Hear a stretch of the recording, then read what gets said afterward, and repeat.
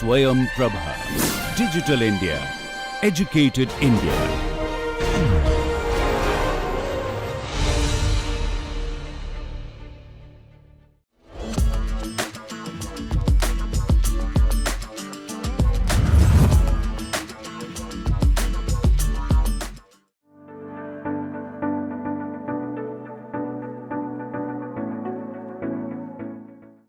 Have organized this interactive session. We'll be having a panel discussion over here. A very two eminent experts are available with us, Nilesh Puntambekar and Rima Sahani. Rima Sahani is from IIT Delhi. She is the head of Technology Transfer Office over there. And Nilesh Puntambekar is the entrepreneur from Pune. He runs his own venture called Excel Scout. So he has a very vast experience in the corporate inventions related IPs and the commercialization, so to say. So without taking much more time, I would like to start my discussion starting with Rimaji only. Rimaji, during your session you spoke about the various categories of IP. Before I ask the questions related to the IPs and all, can you just brief us for our new audience or maybe the audience who are very fresh in the area of the IP? What are the major categories of the IP wherein the Ayurvedic professionals or maybe any generic professionals should look into related to their inventions? The basic categories of the IPs. So there are different types of IPR. Suppose you have worked upon one drug and there is unique composition. Unique composition in the sense it should be novel. It should not be in the public domain. And if you have taken something from traditional knowledge, but you are adding some component and combination of which is having synergistic effect. If you are starting your own business and you can give name to that drug, and name can be in the form of word mark. You can curate one unique logo for the same. Why trademark is important? Because it is your identity in the market. It is just like Apple and other Samsung Android phone, and they have established their customer. Then you will have your identity in the market, and of course, if you are innovator at any academic institution, then also you will have brand value for your organization and for the individual innovator as well. And suppose if you are commercializing your product, your drug, then also it is helpful in creating brand value in the market. And the third is industrial design. Maybe you have worked upon one innovative, I would say, box wherein you can keep your drugs and it is aesthetically beautiful. For the aesthetical feature of that box, you can file industrial design application. And also the copyright application can be filed. It is just like on the bottle you have mentioned something, and because it comes under literary item, then you can file copyright application for the same. This way, by having multiple IPs for your product, you are creating IP portfolio for your drug. And you know, it is very effective when it comes to commercialization as well. And also in previous session, we have learned about technology transfer. Because in academic institutions, the first chance of refusal is given to innovators who are working on those technology. They can have their own startup. If they don't wish to create their startup, then it is open for third party. They can transfer the technology to any industry. And during negotiation, you can show the valuation of your technology, your drug. And valuation of any drug, it depends upon the IP portfolio as well, the strength of your IP. There are multiple factors which defines the valuation of your technology, and IPR is one of the parameters. So if I see at nutshell, in case of the Ayurveda theme, the domain practitioners of the Ayurveda, the trade secret can be a major platform. Wherein the respective researcher or the innovators from the Ayurveda, Unani, Yoga, they can have their inventions protection with the category of the trade secret. So trade secret is the major prioritized platform for the IP, so to say, based on this theme. Fine. So along with this, in continuation with this question, I'll ask Nilesh ji to you. When you deal with the many corporates and all those stuffs related to the researchers and innovator, from my knowledge perspective, I consider researcher and the innovator are the two different entities. So when you deal with both of them, specifically from the corporate fields, at that time, from the Ayurveda related cases, how do you see the impact of the inventions from the Ayurveda side, that too from the corporate or the business side related to the commercialization? Most of the Ayurveda practitioners' first case is they are not coming forward for the IPs and all those stuff. Even if they are coming for the IPs, then in that case they have their own challenge related to the commercialization. So you being an entrepreneur, you being on flip side or the other side of those commercialization entity of the business, how do you see those researchers, innovators or the inventors and eventually as a commercialized impacts for the India, so to say, we are saying. Let's limit this discussion to the Indian prospect only. So your views on, sir, please. Yeah. So when it comes to the inventors or researchers, mainly with Ayurveda, there are 2-3 different things what they generally come up with. Okay, so when we say Ayurveda, most of people may think it is Ayurvedic formulation by default. Okay, but then there are inventions in Ayurvedic devices also, treatment devices. Like there are many different devices used in treatment and there can be innovations, improvements in these devices. So these devices are more of engineering form, so they are straight away patentable. Correct. Okay, so if in Ayurveda there is something called as in general language called as a steam bath. So if you make a special device for steam bath, control its humidity, control the steam flow, temperature, how much time it has to go, it will give some alert, okay, it's done, now you have to open. So all these things become patentable and some doctors are actually working and creating this. Now when it comes with a physical device, it becomes 100% patentable. Now, how do you relate this with the traditional knowledge? In India, we have lots of literatures, or I would say the practices available, but the documentation part is somewhere lacking. Yes. So when you deal with such type of commercial cases related to the invention commercializations, how do you deal? Because TKDL is introduced hardly 15 or 20 years back, but before that, if someone comes to you... Yeah, see, there is a thousands of years of traditions behind this. So there is a accumulated knowledge. There are some specific practices that generation after generation this doctor learns and practices.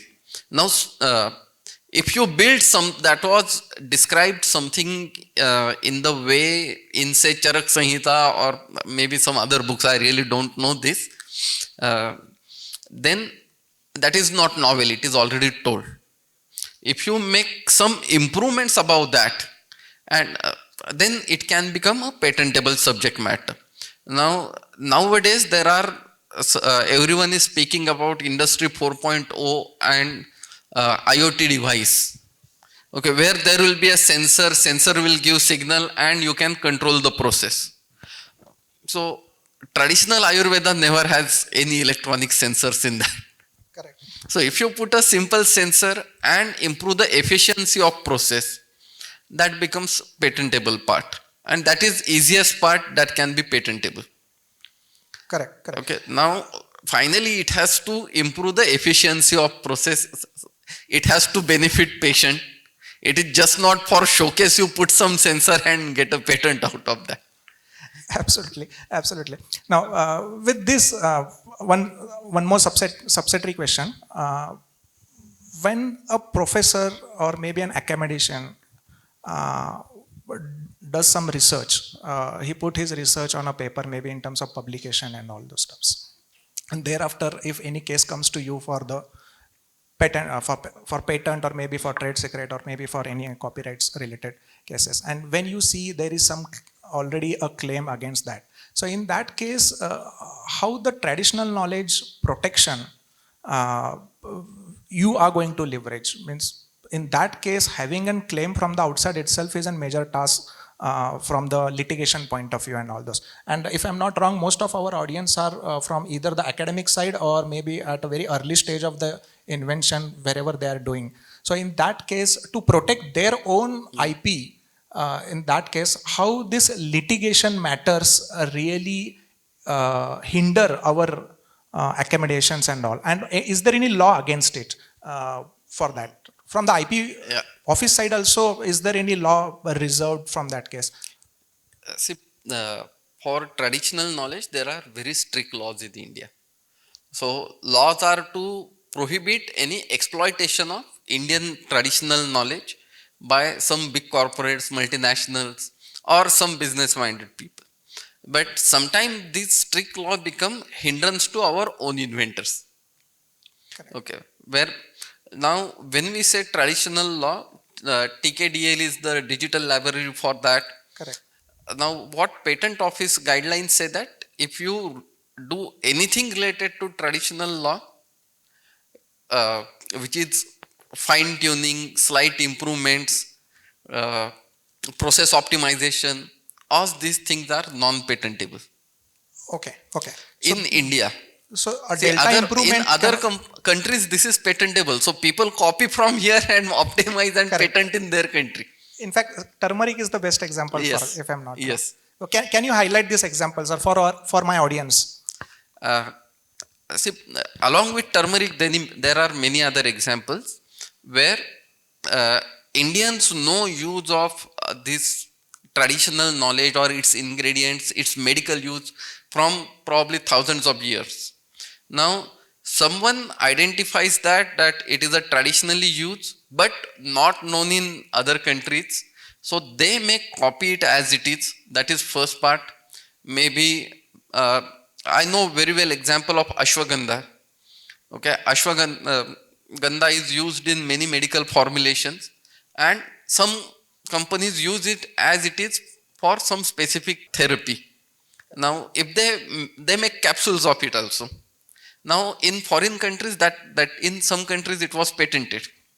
In India, it is not patentable because it is known from very long time. So these kind of things can happen. So for our inventors, there is a higher barrier. Exactly. They have to overcome what is already given in traditional knowledge, overcome the barrier of minor modification or optimization of that, and then add what is new invention or their research part. So their research part, only that much part becomes patentable. Exactly. Now, coming to Rimaji, do you see the importance to protect the traditional knowledge in Ayurveda, specifically for the Indian ecosystem? What is the importance? Thank you for your question. It is very important to protect traditional knowledge because we all know it is very valuable asset to Indian population because most of the local community, they earning their livelihood from their traditional knowledge.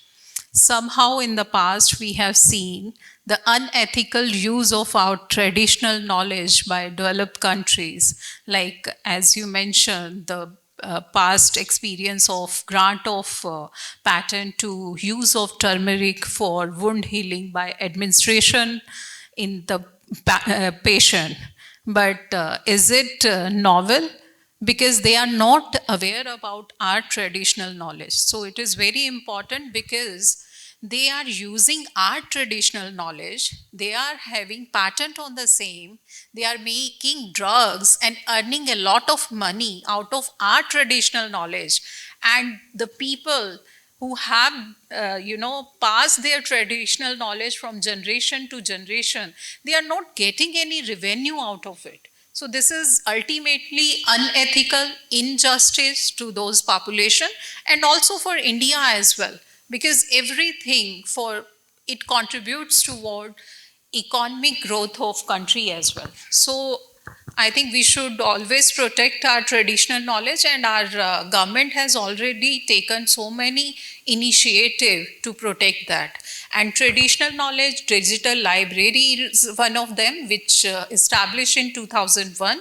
after the bitter experience of grant of patent to turmeric use for wound healing, and also establishment of National Biodiversity Act 2005, which is very important and which is also strictly followed by our Indian Patent Office. Anyone who is filing patent application and claiming any biological material, they have to give, geographical origin of the same, and if it is not available, the name of community who is owner of that traditional knowledge. So they have to submit that. And now the recent WIPO treaty is also taking these initiatives. Yes, yes. And I think this is the main game changer yes, or yes, milestone. it will.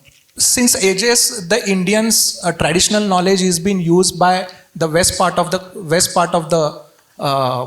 region for their own commercial and the business operations. And despite of having the rich Indian traditional knowledge as well as the community knowledge, we were unable to use our own knowledge for the business or the commercialization purpose. So in that case, the CSIR and in fact the Indian government raised a very strong reservation, very strong objection to the WIPO, that is World Intellectual Property Organization, and they filed a case against those member countries. And this case was under trial for more than 2 decades. I repeat, the case was under trial for more than 2 decades. That is more than 20 years it was under trial, and finally whatever claim we did, we finally own it. And now the WIPO has agreed that if any traditional knowledge, whichever is coming from the respective origin of the country, whoever is the applicant for the XYZ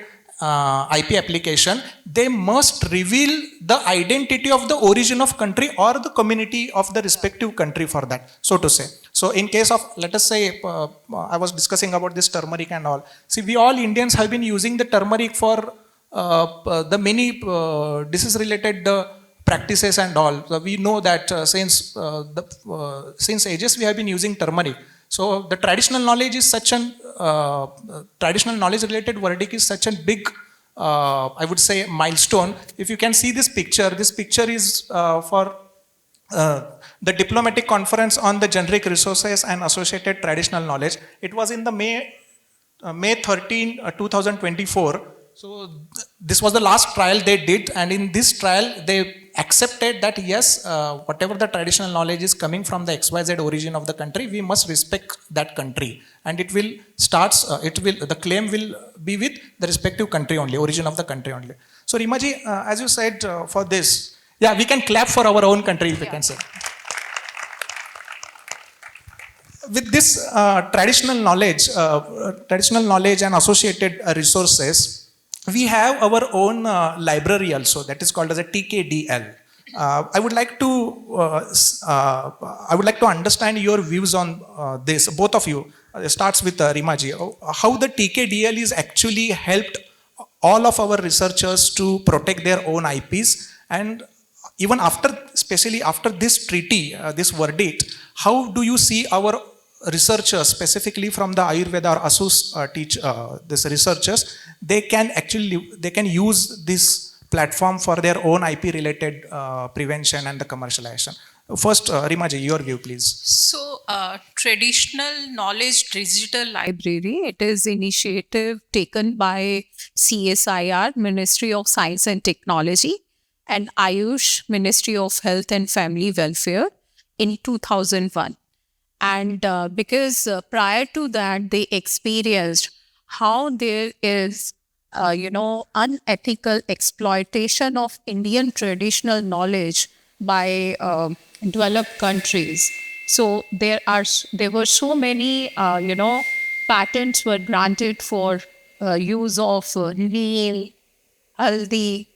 To revoke that, they took so many efforts, for a turmeric patent. It was granted in 1995. Then CSIR, they filed application for re-examination of that patent. And so many documentation was, attached with that application. And there was one citation in 1953, there was one publication on use of turmeric for wound healing. and it was published in Indian Medical Association. So they cited that document as well. And USPTO was ensured about the novelty of that turmeric patent. So they revoked that patent at that time.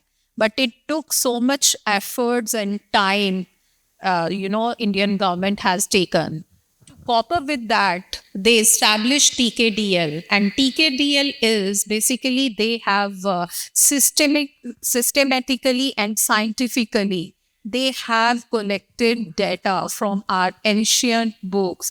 And because the main challenge was language, because our ancient text is in Sanskrit language, few were in Tamil and Urdu. So they transcribed it, and then they collected the data and put it into this digital library and given access to 16 patent offices worldwide. And so that when they are taking applications and doing examining their application of their own countries, they can check if they have used any material from the traditional knowledge of India or not, because then they have to mention that. And also this national biodiversity, this was established in 2005, and it was also for the conservation of our biodiversity in India. And that's why they have mentioned about taking approval from them first, and then the patent will be granted if the person is from India or from outside India. So of course, this way it will promote filing patent application in India itself. It will help our researcher. Maybe if they are not aware about traditional knowledge and they are misusing that, they can go to traditional knowledge digital library. They can fetch the data out of it. They can confirm that, okay, this is not the part of traditional knowledge. I can go ahead with that. If it is, then they have to take the proper channel. Maybe it is subject to the respective analysis and investigation part for this. Understood. So, your view, Nilesh ji, TKDL, how do you see TKDL, and you as an entrepreneur, do you really feel that TKDL is helping your clients, or maybe helping our researchers for their own IPs, or maybe any category of Yes. IP? Can you explain what is TKDL first for our audience? Thereafter, we'll take your TKDL with the long form. TK is traditional knowledge. DL is digital library. Correct. So TKDL is traditional knowledge digital library, where, as Madam said, government institutes have taken a lot of effort to digitize the traditional knowledge, old books, grantha, or whatever traditionally was available. It is Old digitized literatures. as old scriptures. Now, one big advantage for our researchers and inventors is whatever they have studied, there is limitation how much they can study, how much they can refer, or there are some old scriptures which are obscure, not very easily available, or not publicly accessible in current time. They may be 400 years back, they may be very easily available, not today, but somewhere they were found, now they are digitized. So all these things are now available for access, which otherwise would not have been available, and researcher would not, or our doctors will not be able to tell that, okay, this is already there and use it and I am improving it. So that is a big advantage of TKDL, and I believe all the people over here can access it. They can visit TKDL library. It is online. So it is open source now. It is open source. On one click you can get. Plus most of these things are getting translated in English also. Correct. Okay, so as Madam said, it is shared with many other patent offices across world. So if someone suspect that, okay, this may be used from traditional knowledge, they can check it. Correct. So I was extracting some data before this session, and I found that there are around 6,000 patents filed on Ayurvedic something related to Ayurveda worldwide. In and around of Ayurveda. In and around 6,000 patents which clearly mention that they are using Ayurveda references. Okay, there may be many more which doesn't say that they are using Ayurveda. Just to simplify our audience, you are saying 6,000 plus applications in and around are having the reference to the Ayurveda. They are using word Ayurveda in their Acha. patent. If someone says it is just traditional herbal formulation, Ayurveda will not be mentioned there. So we have to, there may be many more. But I am telling bare minimum which clearly refer I am using Ayurveda references are more than 6,000. Okay, and majority of, means half of them are in India, but half of them are outside India. Filed, and then I search how many are actually granted. In India, granted are around 200 till now. But surprisingly, highest number of patent granted on Ayurveda are in US. Around 350 patents are granted in USA, which is much more than granted in India. This is actually a Because catch, that- I would say. yeah. In fact, someone was saying, one of my friend from the same ecosystem, he was saying कि प्रदीप वो US वालों ने गोबर के ऊपर भी patent बना दिया है. And here we Indians knows how we use the gobar at villages and all for their own traditional practice to keep outside these ants and all the insects and all. So we have been using these practices as a part of our resources or the traditional knowledge since ages. But still, the patent application quantity-wise, if you see, that is more in US than compared to India. That is because in India, it is general practice that knowledge is free. Knowledge is to be disseminated. It is to be handed over to next generation, and you have to enhance it. In Western countries, view is more commercialization. So that whatever they come across new, they will try to commercialize. Now, in that also, when we say someone is using Indian tradition medicine and patenting in US, after this turmeric episode, they have also learned it. Correct. Like we have learned it. So they will try to extract what is active ingredient in that. Okay, like if our script says or our text says that take extract of say this particular plant, take extract of tulsi, take extract of turmeric or take extract of ashwagandha, it doesn't mention which molecule. Exactly. Now, many researchers are trying to identify which is active ingredient in that and then identify that and apply for a patent for medical use of that particular active ingredient. So, so it is just they are trying to find a bypass there, but that's happening, and but then that gives opportunity for our inventors also. That doctors here can definitely find something more on that because they have much more deep-rooted knowledge. So instead of just one active component, it is a system. So what entire system works together, they can definitely find much more and protect more. Rimaji, can you share your view? How, what type of awareness we Ayurveda, Unani, the yoga practitioner should do related to the IP? If any student or the faculty, whoever is working on XYZ IP related task, what type of awareness he or she should have?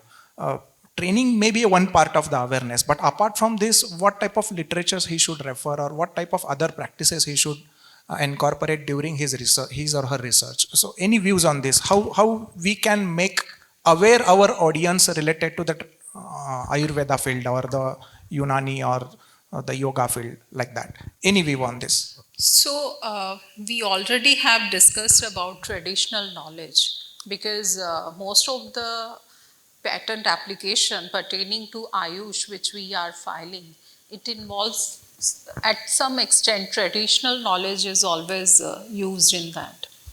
And we should, apart from awareness sessions, there should be training on the fair use of traditional knowledge as well, and how to give acknowledgement to those people who are practicing these traditional knowledge, how to use it ethically. So these are few parameters, because this is challenge for us as well, because challenge of language, maybe the people or the community which have this traditional knowledge, language may be different, and most of the ancient knowledge, it is not in TKDL as well. So these are the limitations, and still before whenever you are choosing your topic and making any kind of composition, you should always go through all the guideline principle, which is very, very important. There are 6 guideline principle for to check the novelty and inventive step in your composition.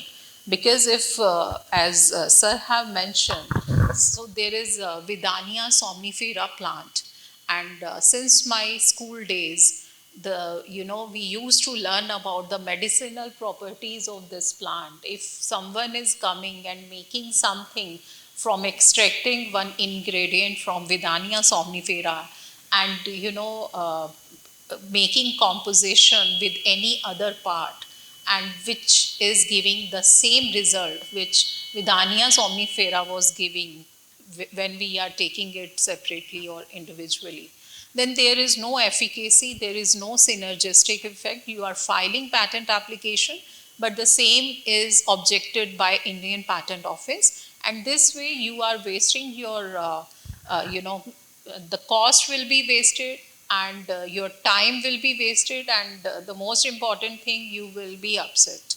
So better to take all the steps at first stage. I wish to share one example, because today we have 2 sessions, one on IPR and one on commercialization of your product. Because commercialization is equally important. You should leverage your IP as well. So in Denmark, there is best practice which the innovator are using. It is mapping of industry at first go. So I think this is the best practice. Whenever you are working on any project, you are making any composition, you should talk to the industry partners. You should scout for the industry partner. They must, any Ayurveda company, suppose there is Ayurveda company, because they have the customer database, they have the feedback from the customer, and you can check the pain points of those customers, the end user. Of course, the people are the end user. So you can work around those things. Maybe any manual or the handbook, if we can propose. Yes, that would any have manual. a bit. Just to update with this reference of manual, for this IP, whoever is registered, you might have seen one QR code at the registration desk. If you scan those QR code, you will get a IP diary, kind of a manual over there.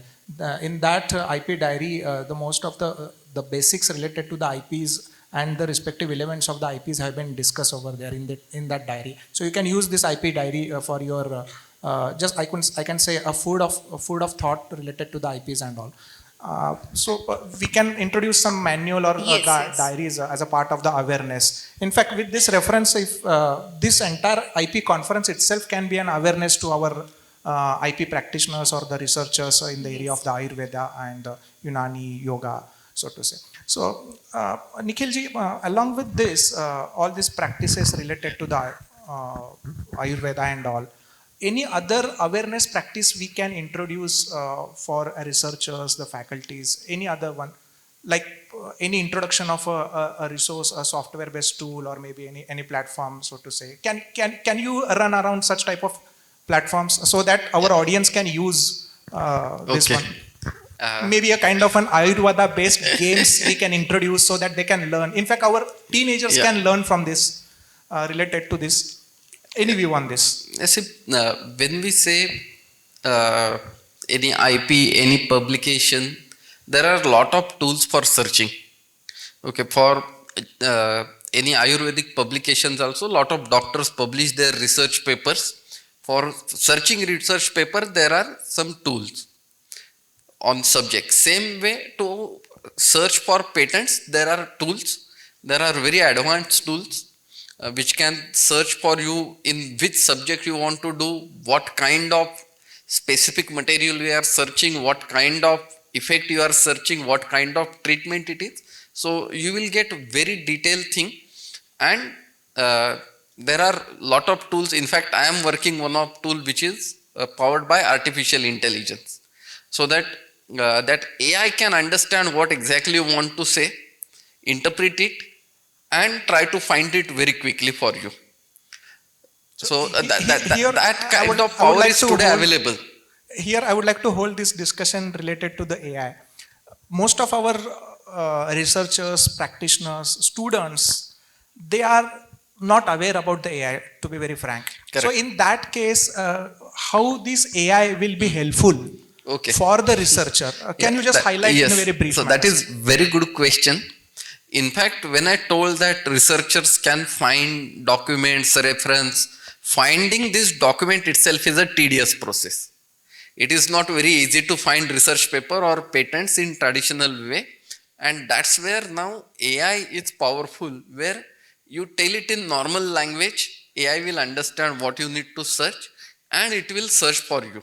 So you don't need to know anything about AI. You need to know what you want to search. AI will do. It is like a mobile phone. This can be a treat to our audience. So Yes. if anyone would like to go for the IP, but they don't know much more about the literacy part of this IPS and all, you can contact Nilesh Yes, Puntambekar. sure. He can use his own expertise related to the AI, and he can bring something definitely good for you, so that you can also understand how, in which roadmap I can go for the IP protection and all that. Yeah, it is very similar to using a mobile phone. Exactly. You don't need to know how mobile phone works. You just need to know, press a button and make a call. But sir, what about the plagiarism side, sir? Because the faculties will be again hinting this one kind of encourage that about the plagiarism. Does AI actually bypass the plagiarism, or maybe if the plagiarism can be again bypassed by the manual intervention itself? As if when it comes to patenting, plagiarism does not apply. Okay, plagiarism is for copyright, for publications where it says, copyright says copy paste is prohibited. You cannot copy from paragraph from one paper and paste it as if it is your own in another paper. Patent says that ideas cannot be copied. Exactly. You can copy as much text you want, but ideas cannot be copied. Correct. Okay, so that's the difference between patent and copyright, and I believe AI helps to, or any tool helps to identify that. So finally, it is what we have to check is my idea is different than what already exists there. It is just not exactly same or minor modification. Correct. Now, in terms of medical application, patent office has very, very clear guidelines that if you are making any formulation, any combination, it needs to have increased efficacy. Correct. That if something was doing some previously effect in say 50 milligram of dosage, now you are able to achieve it in 20 milligrams, new formulation, that can be patentable. So that is increased efficacy or more bioavailability or whatever is that in drug terminologies. There has to significant improvement. Patent office has defined that on medical formulation. On device side, it has to be obviously something new in that. On device side, where there is some treatment device, some I have seen many electronic devices now. In fact, there is a famous patent on this Nadi Pariksha. Correct. Correct. Okay, you just put it on your hand and it will sense your Nadi. So that kind of things are definitely patentable. Obviously, a doctor cannot do on its own. They will need help from people from different technical field. I would draw one more question based on this response, sir. We have been doing this Nadi Parikshan, Jalaniti, all those traditional practices we have doing. This question is open question. Anyone can answer this one. How do you see the biopiracy related cases from the patenting or the IP point of view? Is really a biopiracy a major challenge in India right now? Because these Ayurveda practitioners, yoga practitioners, Unani, all those, somewhere I feel that very inherently they are also very alert related to this biopiracy and all. So do you feel the biopiracy is really challenge related to the IP? Biopiracy is a challenge, but most challenging thing is detection. How to detect that piracy, that someone has stolen our traditional knowledge. So if this take it, use it, develop a product, and then start publicizing, then it can be caught. If they don't declare what exactly they have done, it is really difficult to identify. Because technical experts, IP experts may not have background in any of the traditional knowledge treatments that say, oh, I know this, they must have done this kind of thing. That reverse engineering is not possible there. Correct, correct.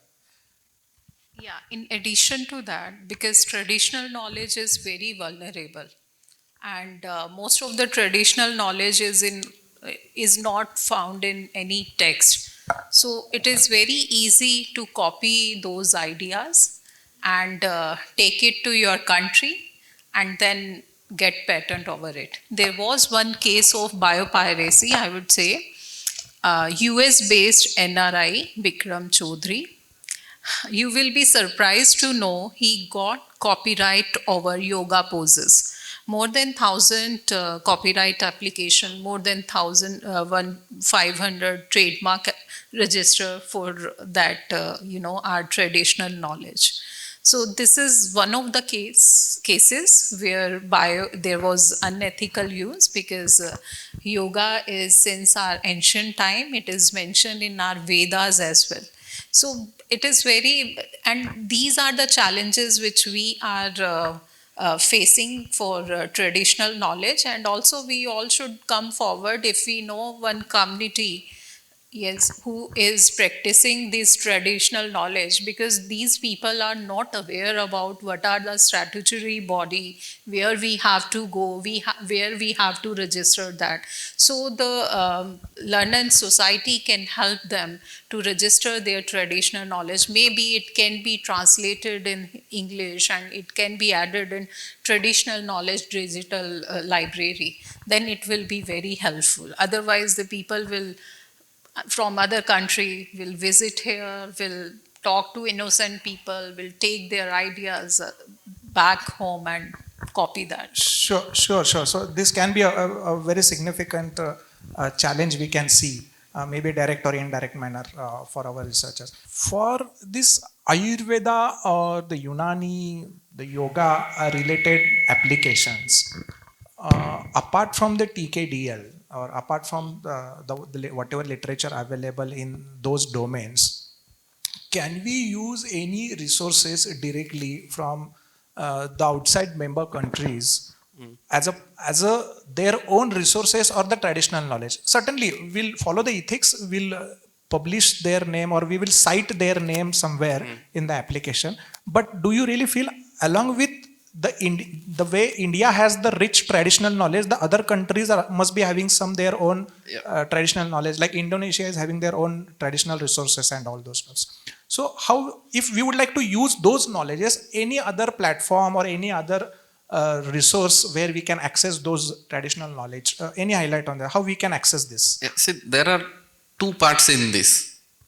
Okay, one is traditional knowledge, which is recorded in very traditional knowledge way, and another is modern knowledge on traditional methods. So apart from India, many other countries have their traditional knowledge,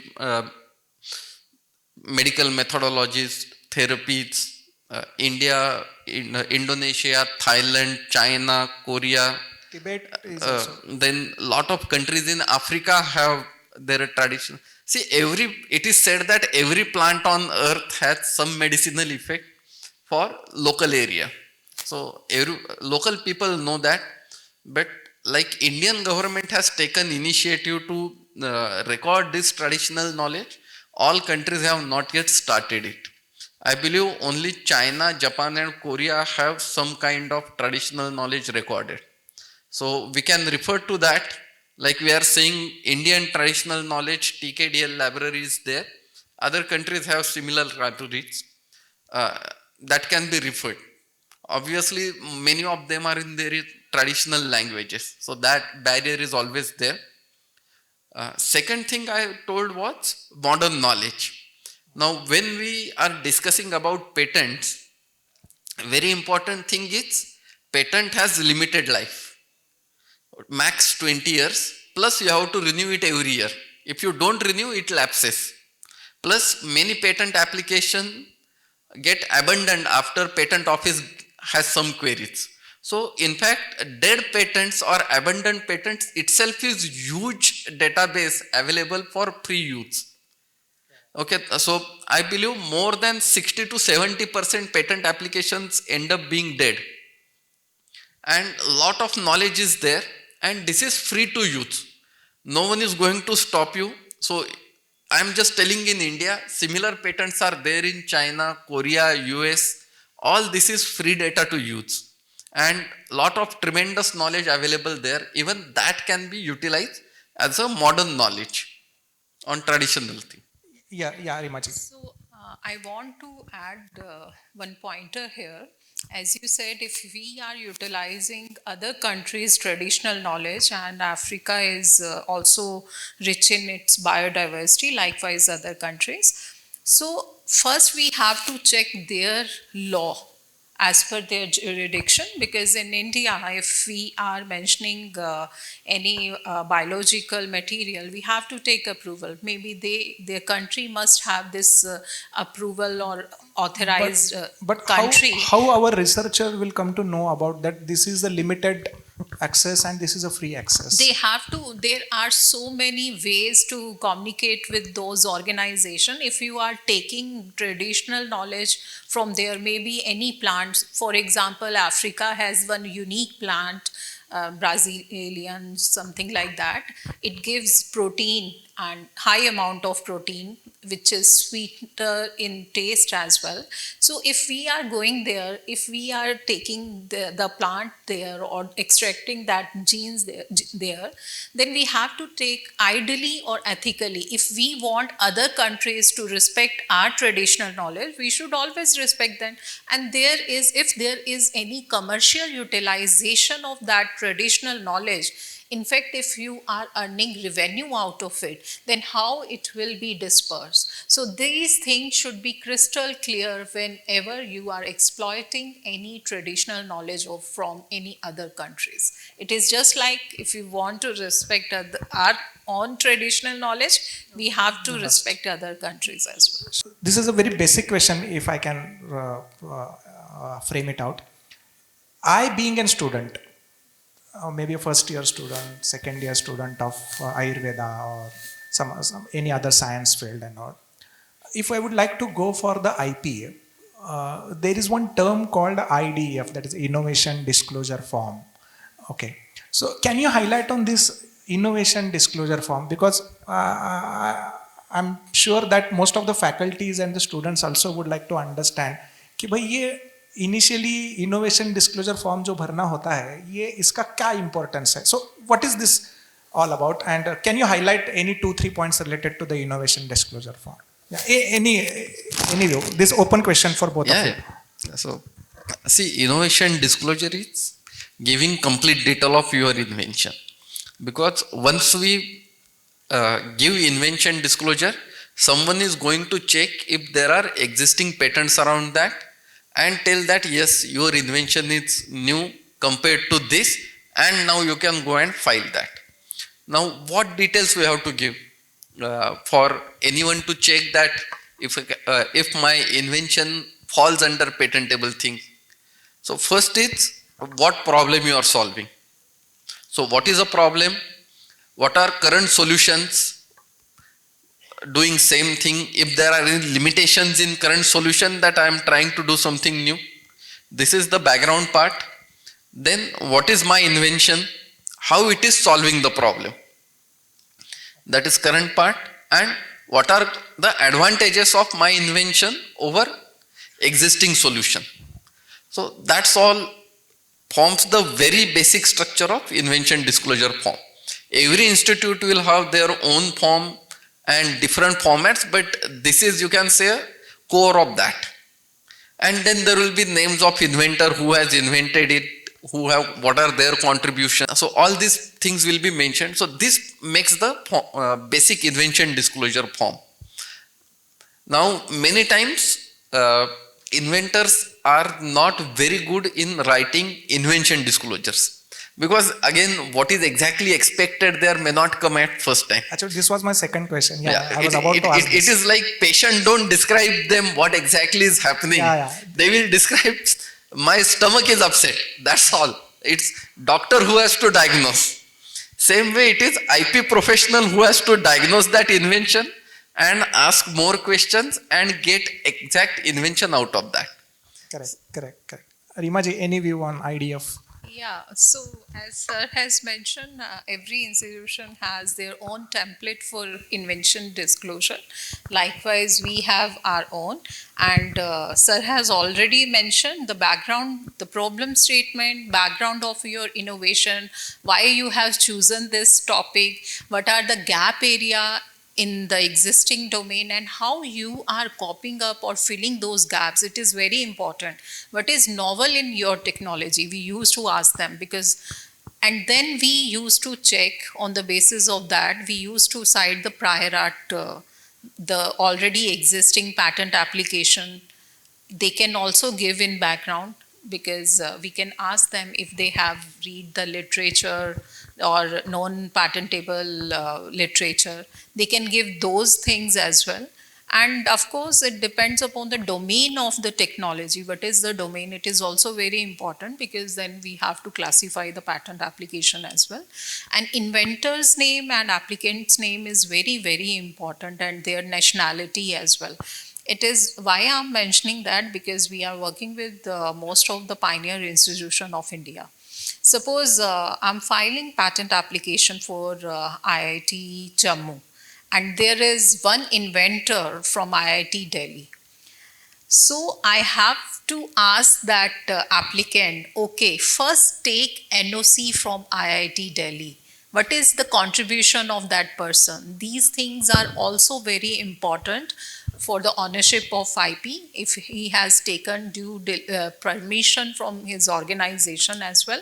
Otherwise, in future, the IIT Delhi can object, okay, this was our work but filed in the name of Jammu. So this is one of the examples. So we used to ask these questions as well if inventor is from outside.